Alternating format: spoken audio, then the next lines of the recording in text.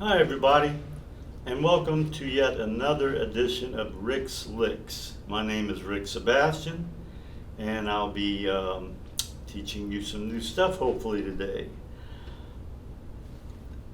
Everything that I'm showing you is out of my book, Independence on the Drum Set, which is available from Hal Leonard Publishing Company's website if you're interested in purchasing it. All of these mini lessons I've been doing are out of my book, and today is no exception. The original idea I had when I wrote this book, because there are thousands of books out there on how to play drum set, was based off of one of the main experiences and challenges I had when I was learning this instrument, and that was independence, getting your four limbs to work together. And a lot of that involved playing an ostinato with two or three limbs and playing improvisatory types of things with the remaining one or two limbs. So in case you don't know what an ostinato is a rhythmic or melodic and rhythmic pattern that repeats over and over and never changes. So today, we're going to focus on getting the right hand independent. Up to this point, a lot of the straight ahead jazz stuff that I've done in these mini lessons, your ostinato is your ride cymbal, right hand, and your hi-hat, left foot. And you're playing different exercises between the bass drum and the snare drum. So it's really your left hand and your right foot that are getting the benefit of becoming independent from your right hand and left foot rather. So today we're going to change it up a little bit. I'm going to use a Latin ostinato, and we're going to play the patterns on page 58 out of my book on the bell of the cymbal. I'm going to hold this page up close to the camera so you can get a screenshot of the patterns and you can follow along and have something to practice with after this mini lesson is over with. So the ostinato that I'm going to use has a samba with the feet.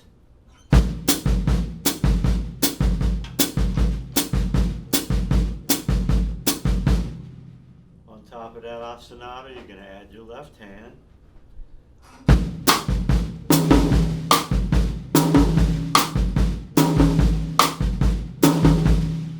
And out of the independence patterns on page 58, which you just got a screenshot of, we're going to play the rhythms on this page, the patterns, the licks, if you will, on the bell of the cymbal. Now, if you have a cowbell mounted on your bass drum, that's even better.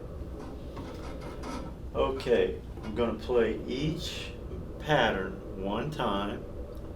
four times, then go to the next pattern without stopping, play it four times, and proceed down to the bottom of the page in that fashion.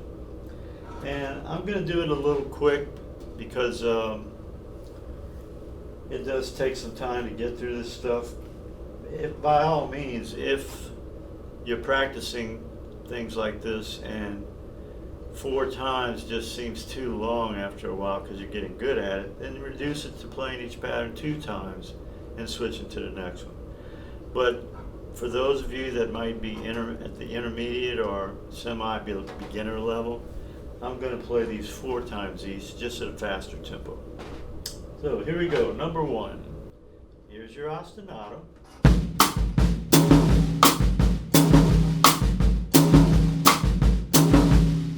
Okay, starting with number one. 1, 2, 1, 2, 3, 4.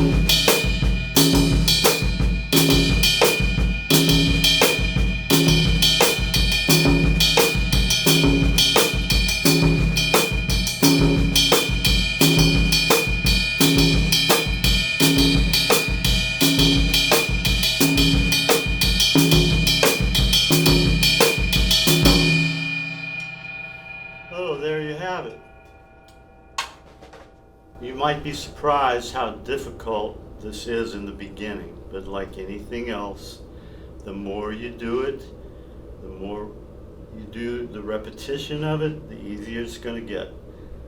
Because in my next mini lesson, we're going to change the bass drum ostinato, and it's going to make this stuff even more difficult. But I believe that you can, if let's say you have 1 hour a day to practice, if you have what I like to call an intelligent practice routine, just a list of things that you work on every day, and the things I'm talking about are things that you're not good at yet. Practicing, and somebody comes by and hears you and says, "Wow, you sound great." Usually that's because they're not a musician, so they don't know if you sound great or not. Let's say they are a good musician though, and so are you. But your practicing should not sound great. It should sound okay, but it's because you should be practicing working on things that you cannot do yet, not stuff that you're very good at. So that was just a little aside. That'll wrap it up for today's installment of Rick's Licks. And if you're ever in New Orleans and want to come see me for a private lesson, just contact Spreading the Music, info.spreadingthemusic.com. Or if you want a virtual lesson, you can always contact me through Skype. My Skype name is Ricky Sebastian. Thank you, and see you next time.